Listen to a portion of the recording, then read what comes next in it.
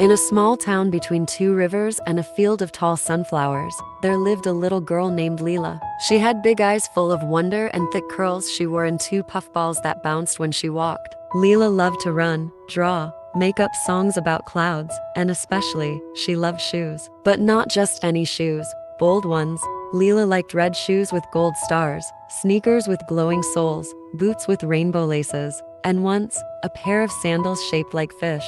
Her collection didn't match, but she didn't care. When she wore shoes that felt like her, she felt happy. Until one day, someone made her doubt everything. On the first day of school, Leela wore her favorite shoes, purple high tops with little wings on the sides.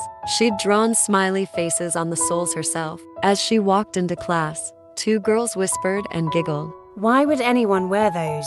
One of them said. Leela's cheeks went hot. She pulled her feet under her chair and didn't speak all day. When she got home, she threw the shoes in the back of her closet. Her father, Baba Idris, noticed right away. "Where are your purple flyers?"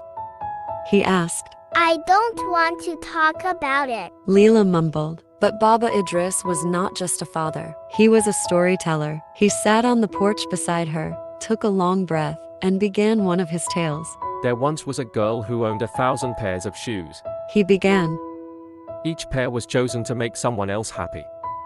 When her cousin liked pink, she wore pink ones.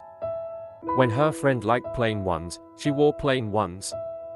When someone said sparkles were silly, she tossed hers away. Soon, her closet was full of shoes that didn't feel like her. She tried so hard to fit in that she shrank. She barely spoke. She walked like a shadow. One day, she found a dusty pair of boots in the attic, boots covered in paint, glitter, mud, and magic. She remembered those were the shoes she'd worn when she danced in the rain, climbed trees, and made friends with butterflies, so she put them on. And even though people stared, and some laughed, she smiled. Because in those boots, she could finally feel her feet again. And they didn't carry her to crowds anymore. They carried her home to herself. Leela was quiet for a while. Then she asked. Was that story about me? Baba Idris smiled. It's about every person who's ever tried to be liked by everyone. Let me tell you a secret, Habibti, you could wear gold on your feet and someone will still think it's dirt. You can't make everyone clap. But that doesn't mean you should dance less. Later that night, Baba handed Leela a small notebook. Before bed, he said, Write down 5 things you like, not what your friends like. Just you. Leela thought hard, then wrote, 1. Purple shoes with wings. 2. Singing in front of the mirror. 3. Eating salty popcorn with chocolate. 4. Drawing frogs with crowns. 5. Wearing to different socks. She smiled. That list felt like her. Then Baba asked, Now, write 5 people you're afraid won't like you. Leela paused. Do they know your list? He asked. She shook her head. Then how do they even know who you are?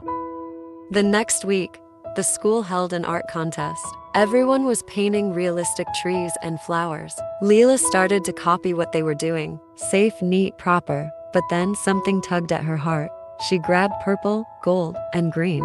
She drew a mountain with arms, a cat flying a plane, and a girl in mismatched socks riding a comet. Some kids laughed when they saw it, but the teacher stared for a long time, then said, Leela, this is one of the most original pieces I've seen. The next day, she pulled the purple winged shoes back out and wore them the next day, not because they were cool, but because they were hers. Little by little, Leela stopped apologizing for being different. She spoke when she had something to say. She raised her hand even when she was nervous.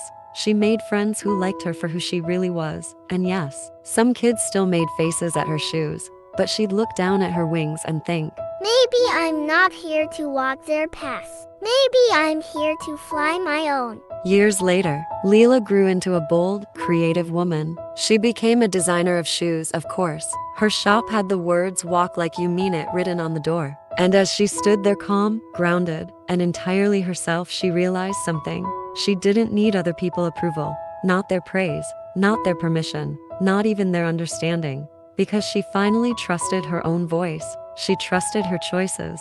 And most of all, she trusted herself.